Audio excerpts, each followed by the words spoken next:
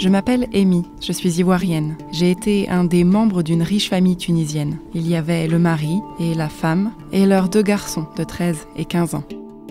Membre, c'est le terme qu'on utilise en Tunisie pour désigner les esclaves. Les femmes, comme moi, disent à leurs amis qu'elles ont été des membres d'une famille, peut-être parce qu'elles ont honte. J'ai été esclave domestique pendant 5 mois. J'avais 25 ans. Ils vivaient dans un triplex, dans un quartier plutôt chic de la capitale, la cité Razala.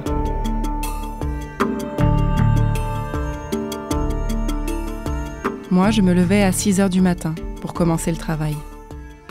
Je devais préparer le petit déjeuner à tout le monde.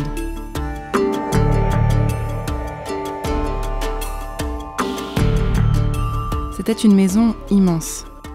Je devais nettoyer tout le temps les 6 chambres, les salles de bain, les 4 salons et les 2 cuisines.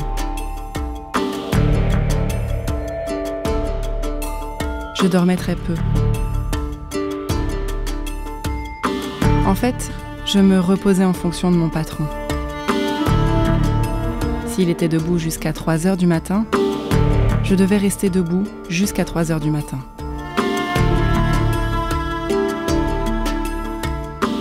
Quand ils sont partis à Hammamet, ils m'ont emmené avec eux. Je devais tout faire là-bas aussi. Nettoyer la maison, garder les enfants.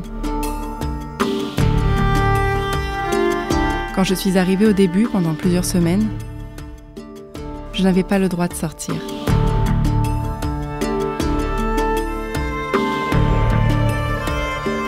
Les seules fois où j'ai pu voir l'extérieur, c'est quand je sortais les poubelles avec la permission de ma patronne. On te confisque ton passeport et on le cache. Comme tu es bloqué, tu ne peux pas sortir du territoire, même si tu t'enfuis. Je n'ai reçu aucun dinar, rien. J'ai travaillé 5 mois sans salaire. Il y a des gens qui travaillent jusqu'à 2 ans dans les mêmes conditions.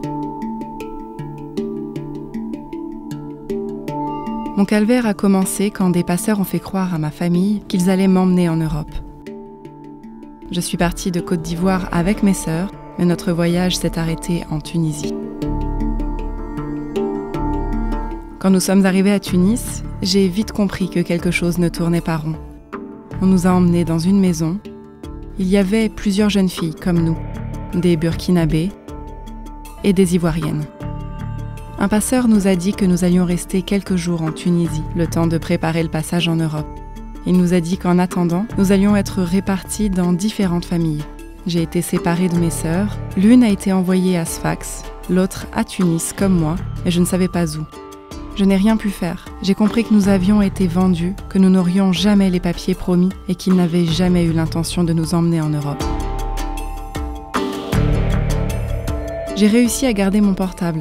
Et j'ai contacté ma sœur à Sfax. Elle me disait qu'elle était épuisée, qu'elle ne dormait que 2 ou 3 heures par nuit. Un jour, au mois de janvier, ma patronne m'a finalement libérée. Je crois qu'elle en avait marre de moi. Elle ne supportait plus que je lui réclame mon passeport. Elle me l'a rendu et m'a mise à la porte dans la foulée. Il pleuvait ce soir-là. Il était 22 heures, je ne savais pas où aller. Quand elle m'a chassée, j'ai vu qu'une autre fille arrivait, une Ivoirienne, je pense. Je n'ai pas pu la prévenir de ce qui l'attendait. Aujourd'hui, je suis toujours en Tunisie, sans papier.